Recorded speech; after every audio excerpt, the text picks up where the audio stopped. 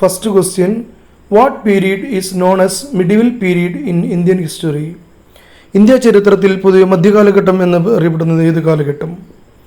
The period between CE 8th century and 18th century is generally known as the medieval period in Indian history. CE 8ാം നൂറ്റാണ്ട് മുതൽ 18ാം നൂറ്റാണ്ട് വരെയുള്ള കാലം India ചരിത്രത്തിൽ പൊതുവെ മധ്യകാലഘട്ടം എന്നറിയപ്പെടുന്നു. CE എന്നാൽ കോമൺ ഇറ. ഇവിടെ ശ്രദ്ധിക്കേണ്ട കാര്യം, ഇന്ത്യ ചരിത്രത്തിൽ മധ്യകാലഘട്ടം എന്നത് CE 8ാം നൂറ്റാണ്ട് മുതൽ CE 18ാം നൂറ്റാണ്ട് വരെയുള്ള കാലഘട്ടത്തെയാണ്. Second question, what information can be understood about the river Yamuna? Yamuna നദിയെക്കുറിച്ച് എന്തെല്ലാം വിവരങ്ങളാണ് നമുക്ക് ലഭിക്കുന്നത്? Yamuna is one of the tributaries of the Ganga. Ganga നദിയുടെ പോഷക നദികളിൽ ഒന്നാണ് Yamuna. It originates from Yamunotri in Uttarakhand. ഉത്തരാഖണ്ഡിലെ യമുനോത്രിയിൽ നിന്നാണ് ഉത്ഭവം. Delhi is one of the important cities on the bank of Yamuna. Yamuna ഒഴുകുന്ന വഴിയിലെ പ്രധാന നഗരങ്ങളിലൊന്നാണ് Delhi. Third question, which are the important historical monuments that existed in Delhi? ഡൽഹിയിൽ നിലനിൽക്കുന്ന പ്രധാനപ്പെട്ട ചരിത്ര സ്മാരകങ്ങൾ ഏതൊക്കെയാണ്?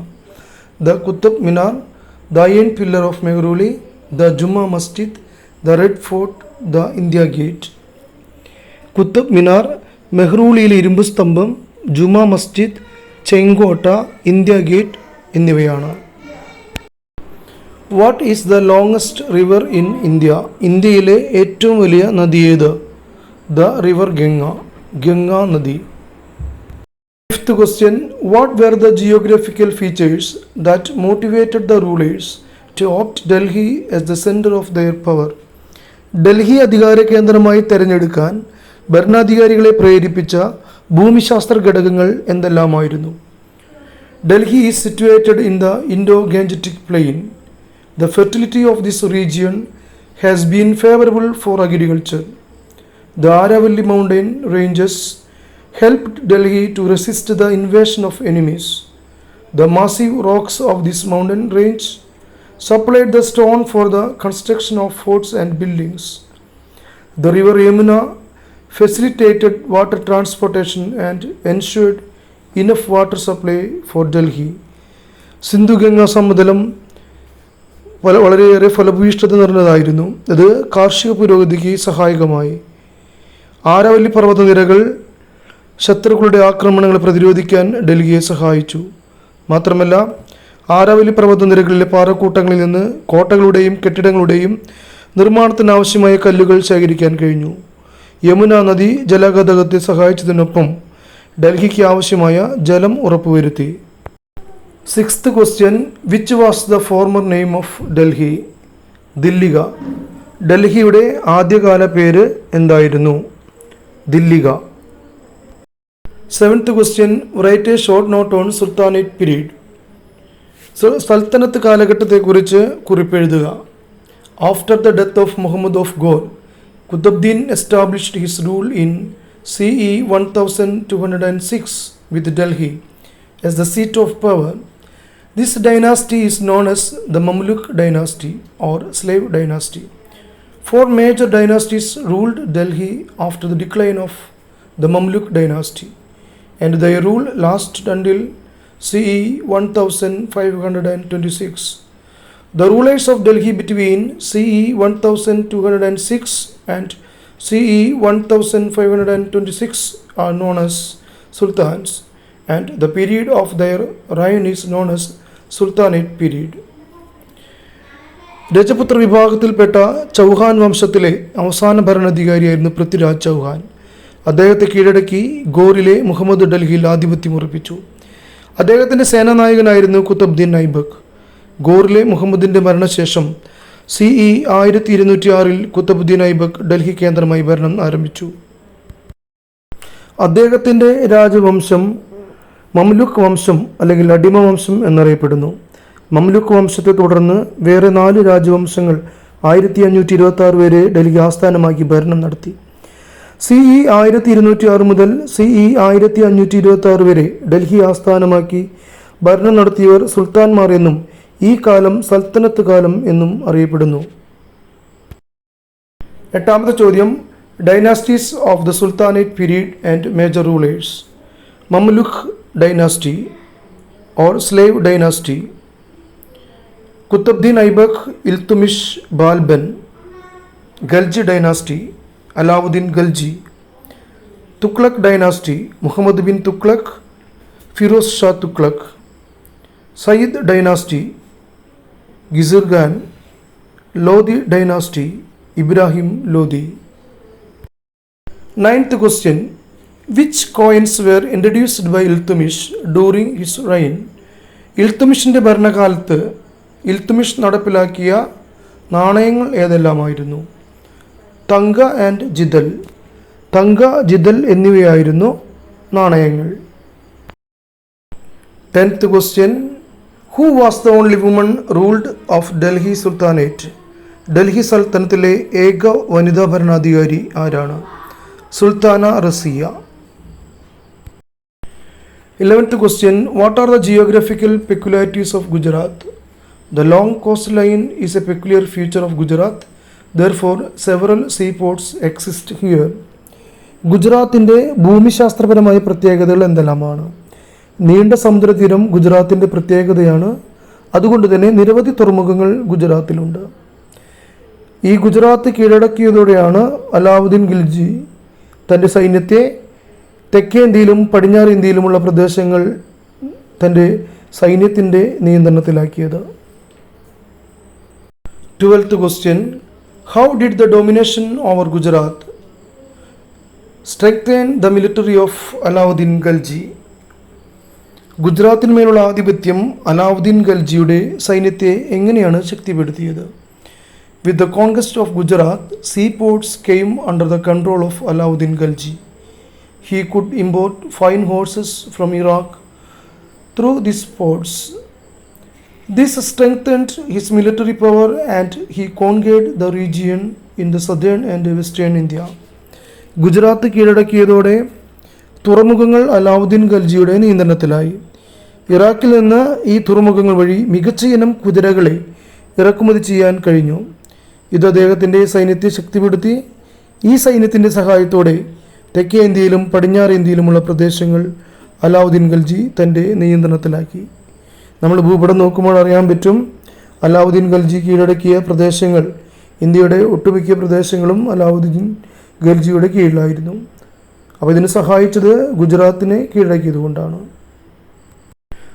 13ാമത്തെ ചോദ്യം, what was the former name of Daulatabad? ദൗലതാബാദിൻ്റെ ആദ്യത്തെ പേരെന്ത്? ദേവഗിരി. മുഹമ്മദ് ബിൻ തുഗ്ലക് തൻ്റെ തലസ്ഥാനം ഡൽഹിയിൽ നിന്ന് ദൗലതാബാദിലേക്ക് മാറ്റുകയായിരുന്നു. ദൗലതാബാദ് ഏകദേശം ഇന്ത്യയുടെ മധ്യഭാഗത്ത് സ്ഥിതി ചെയ്യുന്ന സ്ഥലമാണ്. അപ്പോൾ അവിടേക്ക് മാറ്റുക വഴി എല്ലാ പ്രദേശങ്ങളെയും നിയന്ത്രിക്കാൻ കഴിയുമെന്ന് മുഹമ്മദ് ബിൻ തുഗ്ലക് കരുതി. പക്ഷേ ആ തീരുമാനം പിന്നീട് തെറ്റാണെന്ന് മനസ്സിലായി. കാരണം ഒരുപാട് പേർ ആ സമയത്ത് ഡൽഹിയിൽ നിന്ന് ദൗലതാബാദിലേക്ക് വരും വഴി മരിക്കാനിടയായി. അപ്പോൾ വീണ്ടും അദ്ദേഹം ആ തീരുമാനത്തെ തിരുത്തിക്കൊണ്ട് തന്നെ ദൗലതാബാദിൽ നിന്ന് വീണ്ടും ഡൽഹിയിലേക്ക് തൻ്റെ തലസ്ഥാനം മാറ്റുകയാണ് ഉണ്ടായത്. 14ാമത്തെ ചോദ്യം നമ്മൾ നേരത്തെ പറഞ്ഞ കാര്യം തന്നെയാണ്. Why did Muhammad bin Tughlaq shifted the capital from Delhi to Devagiri? Devagiri was situated almost at the center of the expanded state.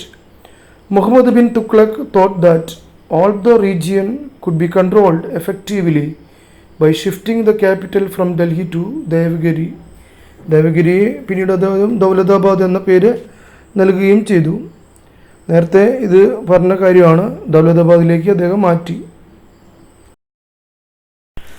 15th question, name the battle that led to the establishment of Mughal rule.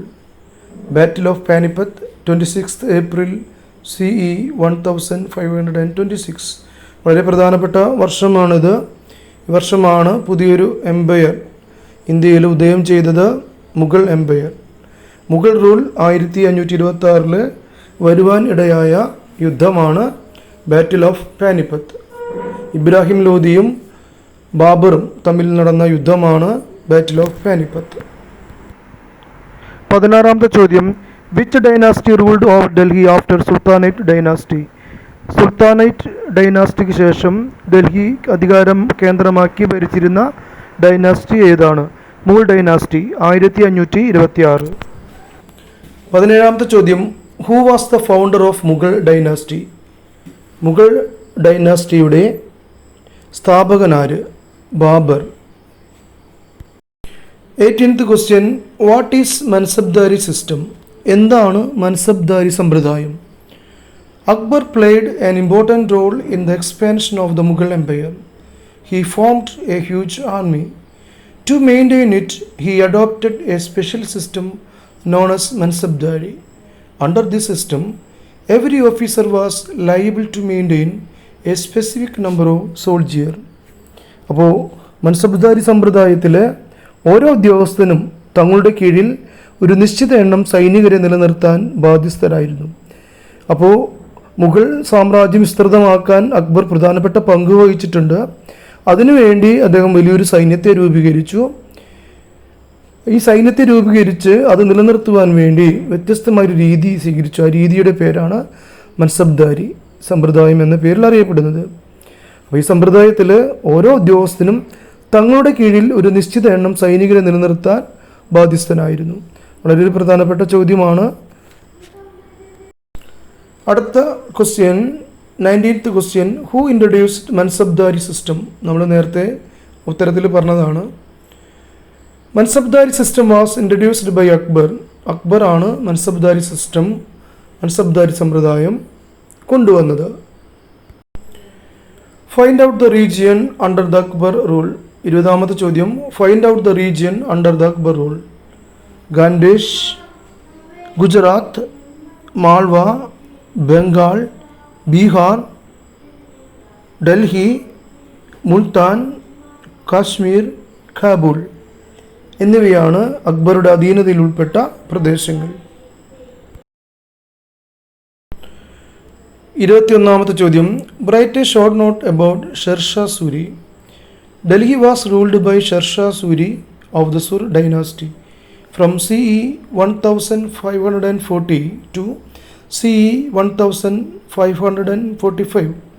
He rose to power by defeating the Mughal ruler Humayun. His successors were weak.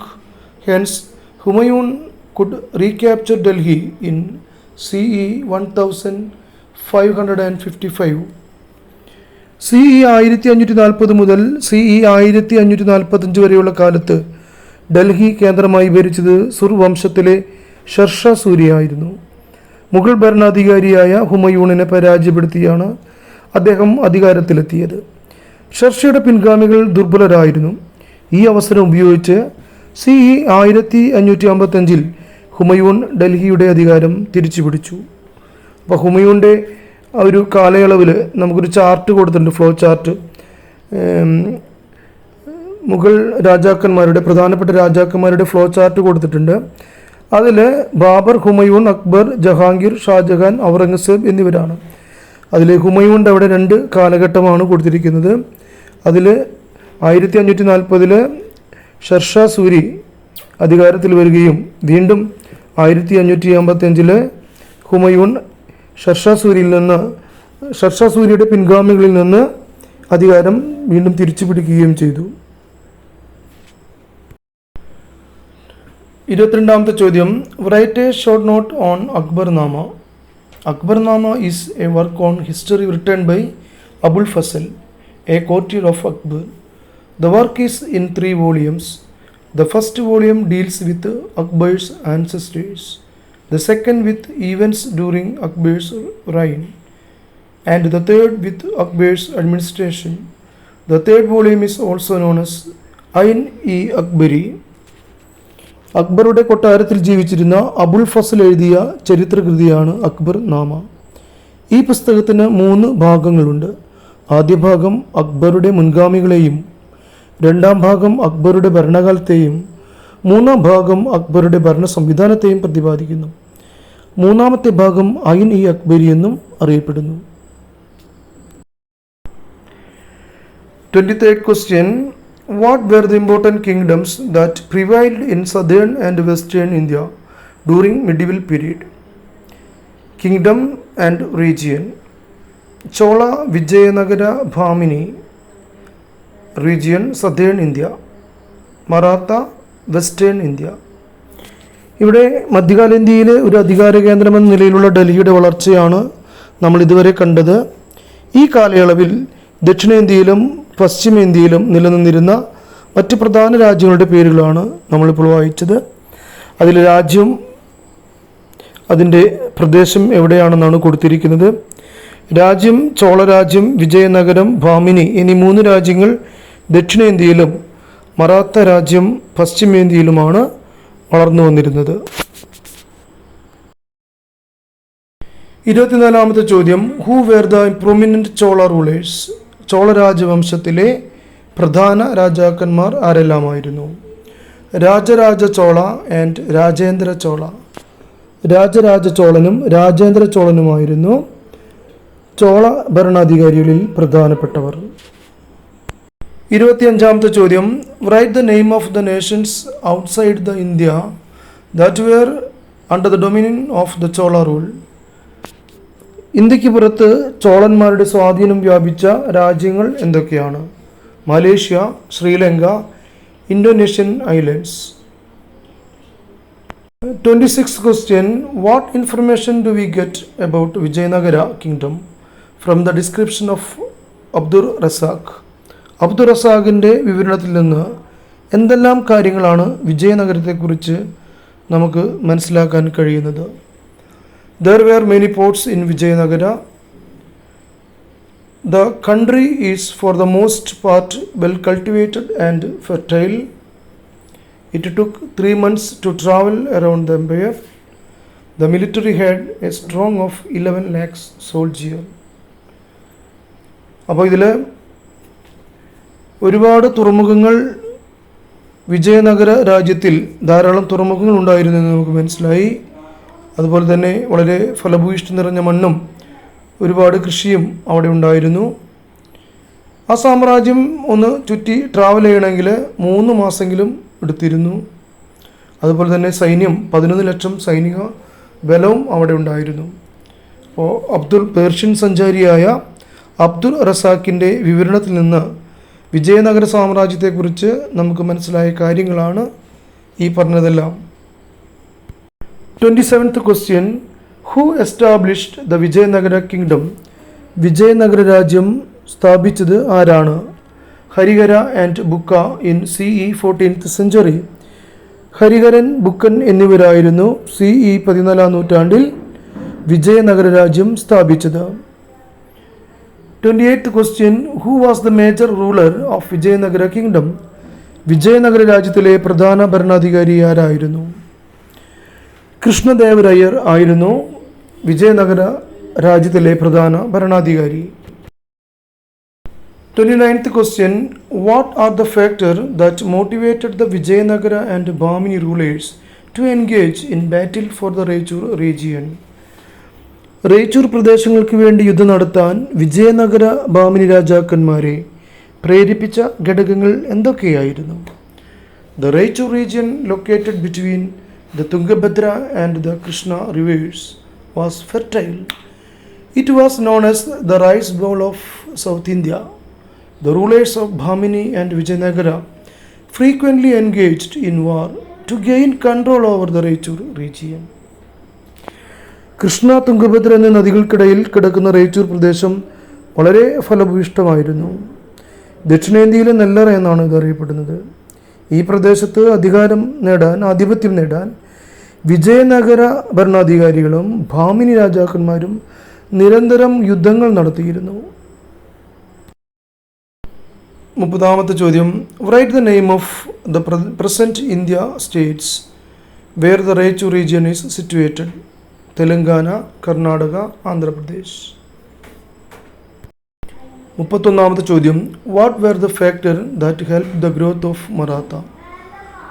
The geographical features of the region helped the growth of Marathas.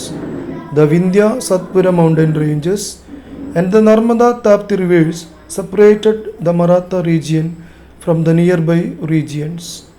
These geographical features offered nature potential to it.